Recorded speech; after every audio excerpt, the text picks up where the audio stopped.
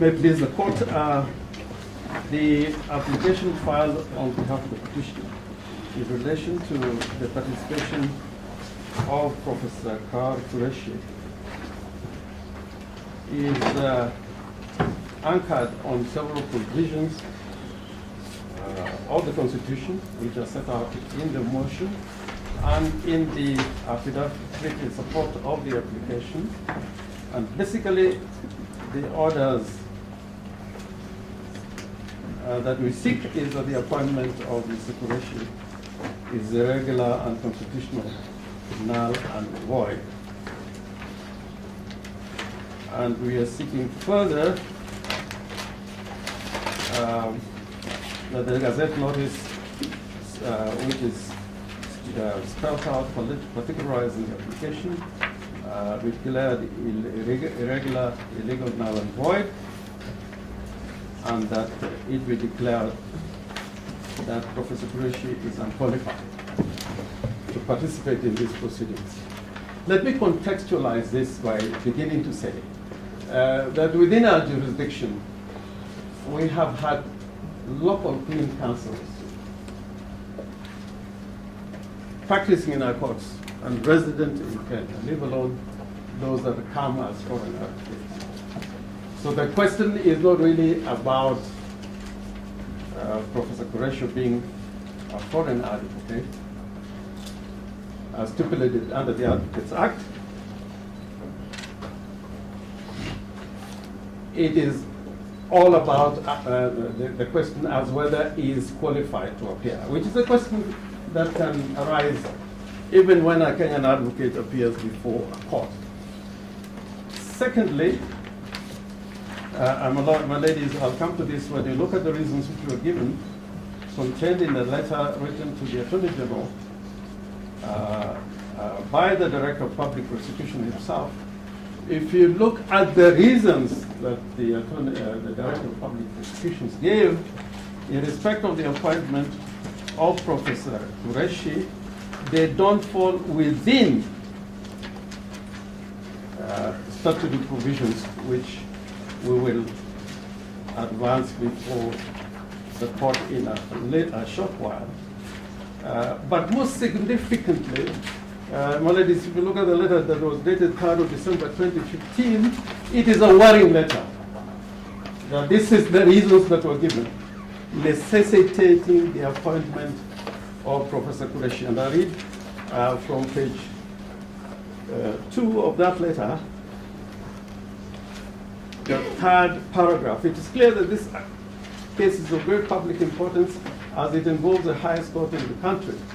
In order to show transparency and independence in dealing with the case, secondly, to build jurisprudence and to interpret the Constitution and also to avoid conflict between the ODPP and the judiciary, we think it is prudent to engage private foreign counsel to deal with this matter. So the reasons are given, and there are two. To avoid conflict between the judiciary and the office of the DPP, and to show transparency.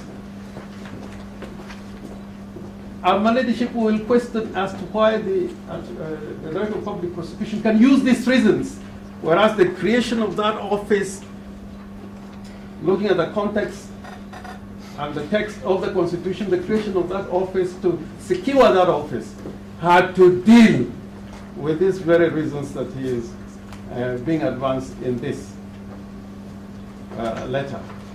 And to that extent, we are saying, how can a lawyer who does not enjoy the protections given to the Office of the Director of Public Prosecutions can be seen to dealing transparently or in a manner which would avoid conflict?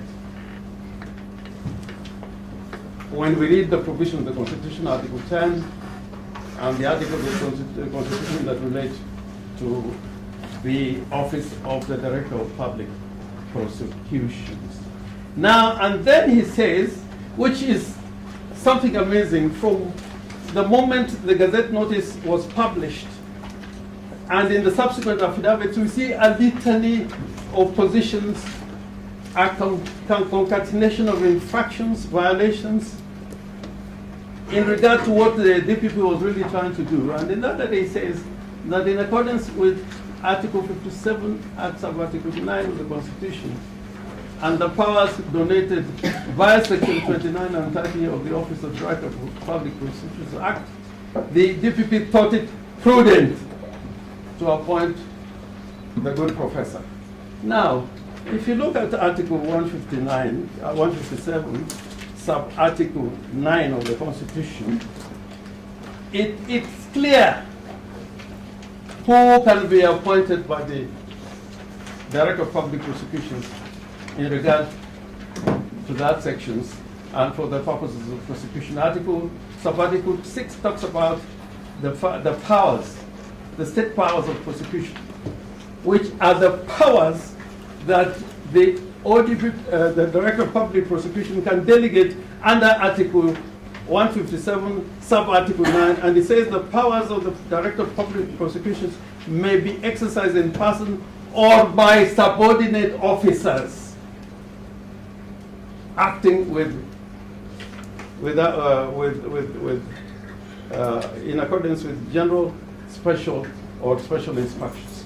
Now, that does not relate to a private legal practitioner. And to affirm that point, I would want to refer the court to the Criminal Procedure Code, because the appointment, as appears in the Gazette notice, was that the power that was being exercised was in accordance with Section 85 of the Criminal Procedure Code. And my lords and my ladies, the Criminal Procedure Code, if you look at the preamble, only relates to criminal prosecutions. An act of parliament to make provision for the procedure to be followed in criminal cases. So there are 2 points we're dealing with. In regard to the Gazette notice, to the extent that it was appointing him to act in a case which is not a criminal case, that fell out within the ambit of his powers under the Constitution and under the Criminal Procedure Code. Secondly, he could not appoint a private practitioner under Section 85 of the Criminal Procedure Code, subsection 1. My lady and my lords, if you allow me to read Section 85, the Director, by notice in the Gazette, may appoint public prosecutors for Kenya or for any specified area thereof, and either generally or for any specified case or class of cases. And subsection 2, the Director of Public Prosecution, by writing under his hand, may appoint any advocate of the High Court or person employed in the public service to be a public prosecutor. He can appoint, meaning he can appoint somebody to work within his office as a prosecutor. And he can either appoint an advocate, because an advocate is qualified, or he can appoint somebody in the public service. And the court will see why this is significant. Section, if you look, my lords, my ladies, at Section 83, the delegation of powers by the Director of Public Prosecutions, they only relate to the persons which are listed in Section 83 of the Criminal Procedure Code, and there's a footnote which gives a lot more clarity as to who these officers are. Now, that now takes me to Section 29 and 30 of the Office of the Director of Public Prosecutions. And again, you can see the problem that was facing the Director of Public Prosecution, and he could not be able to resolve that problem. First, Section 22,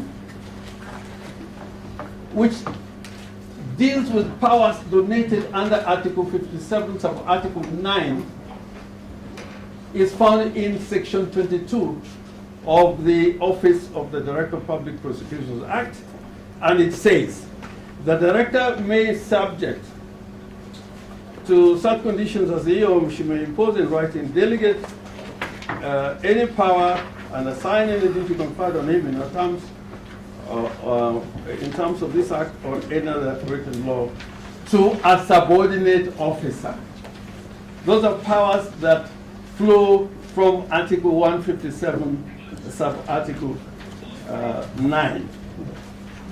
And I need not read the rest because they fall in line with what I've read in regard to Article 157, sub-article 9. Section 29, the director may appoint any qualified person to prosecute on his or her behalf. A person appointed under subsection 1 shall be known as a public prosecutor. This is creating a public office in contradistinction to a person who is engaged to act. So to the extent that the Gazette notice is appointing a private practitioner, that will not find favor with Section 29. And in fact, in that notice, the director is appointing somebody to a position which is not known in the Constitution or in any statute, because the person is designated as a special public prosecutor. That office does not exist in any of the legislation that we have. Now, I think the point of confusion came when the Attorney General was looking at the marginal notes to Section 30, because that Section 30 talks about engagement of an advocate, a private legal practitioner, to assist in the discharge of his mandate. The marginal note are not part of the provisions. The substantive sections in those provisions says engage, and that engagement must be in accordance with the public procurement law and regulations. And that brings me then to the Public Procurement Act. And in this regard, I wanted to point to the court, and this court should take judicial notice that there are so many Kenyans now, and this court itself is dealing with many cases regarding persons who are accused of willfully or carelessly not following procurement procedures. The Director of Public Prosecution insists of such cases, that somebody has not followed guidelines, the law of procedures and guidelines. Now, if you look at the guidelines, first of all, the Director of Public Prosecution is not telling us which is the method that he preferred to use under the Act, because the Act sets out different methods for procurement. And my ladies and my lord, that is found in Part 9 from Section 91 of the Public Procurement and Asset Disposal Act. My lord, looking at the record, there are only two alternatives that the DPP could use. That is direct procurement in relation to professional services. And that requires that if a direct method has to be used, he must fulfill the requirements of Section 103, which are spelled out in extenso, circumstances which would enable somebody to procure services. And that would be in circumstances where there is urgency, which are not foreseeable by the procuring entity, or in circumstances where there's a war and so on. I'll let the court look at it. But looking at the reasons that he gave, none of them satisfy the requirements under the Public Procurement Act in regard to procurement of professional services or any services.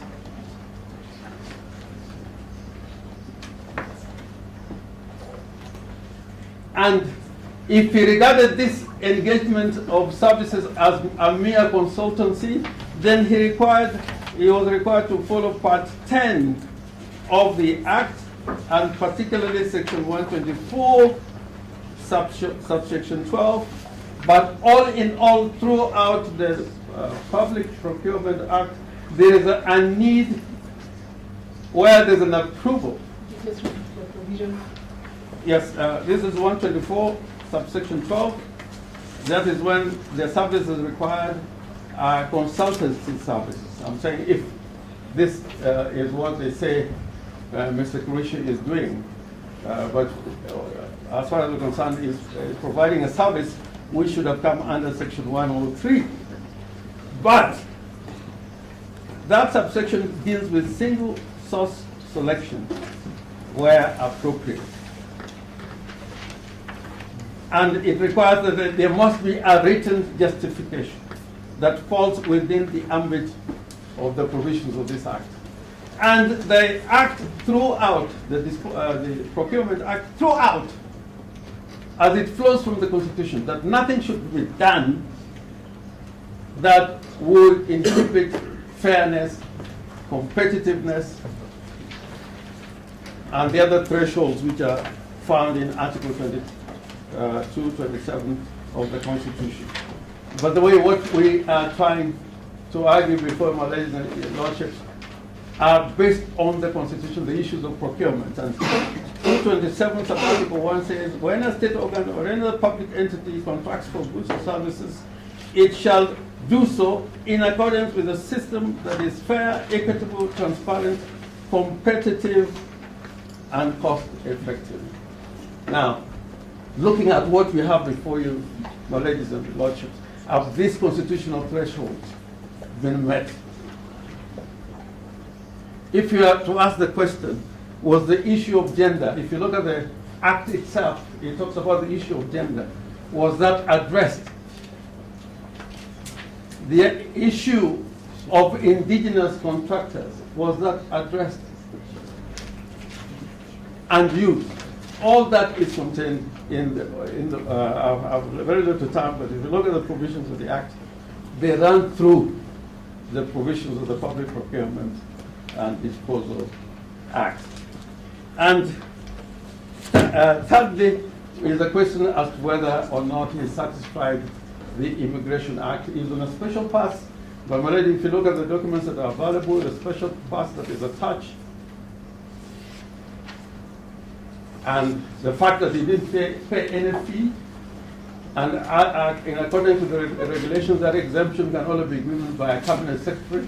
There is no evidence that the cabinet secretary gave such exemption. If a Kenyan has to pay, when an exemption is given to a non-Kenyan, it should be justified.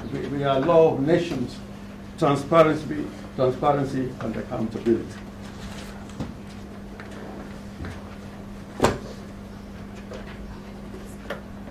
I have 2 minutes. My Lord, my last point is this.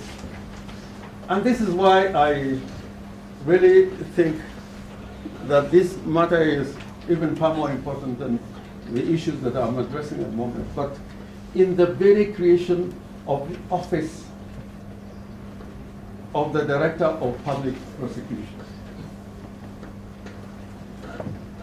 My Lord, I remember at one time I was trying to look for the authority in which Lord Denning dealt with as to the question of independence of contract judges. In view of security of tenure, Lord Denning was arguing a contract judge cannot fully satisfy the requirements of independence in exercising the office of a judge. Now I'm saying, because the powers that Professor Qureshi is supposed to exercise, they are to do with prosecutions, and they are delegated powers which I've spelled out. A person who is exercising such a power and engage on contract, would he be able to apply the law in accordance with the requirements of the principles of our criminal justice system without fearing that his contract may be terminated? And if, I hope I'll also be given 23 minutes. No, we No, donate to remember us. there was a donation, 23. Yes, 15 plus 7 is 22. Yeah. Now is that the 25 minutes. Okay. Sorry, it's 25. No problem. No problem. Yeah, so my lord, I'm not quite a robot, but I'll try to stop there. Just by saying, yes, we have to look at the creation of that office of the DPP. And in this kind of circumstances is where the DPP, if he fears that he cannot find a lawyer out there or in his office, he should have appeared here because he enjoyed a protection that no other advocate, no other person enjoys except him. If all these things he's saying in his letter are true, then he should be the person. Those are the good reasons why he should be here in person.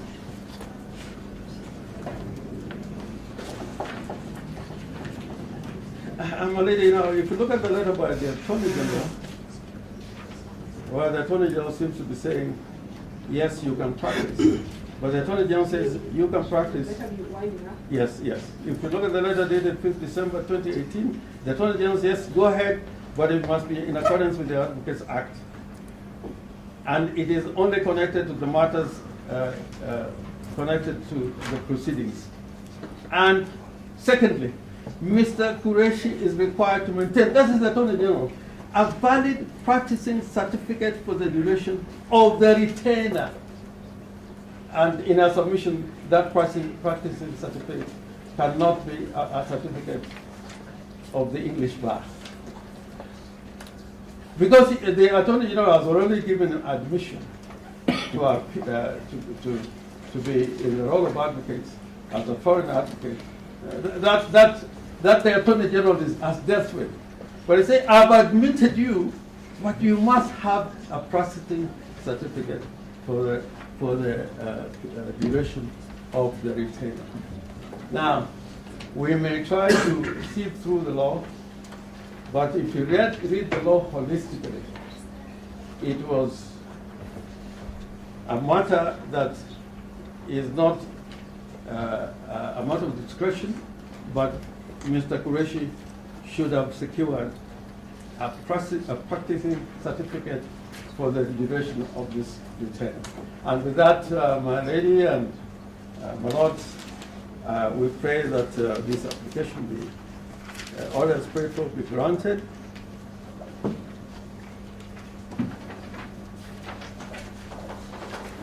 And pray that we rise up to the words in our Constitution that we are sovereign people,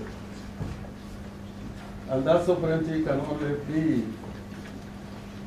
exercised, yes, through offices that are delegated powers, which include the powers of the Director of Public Prosecution. Thank you.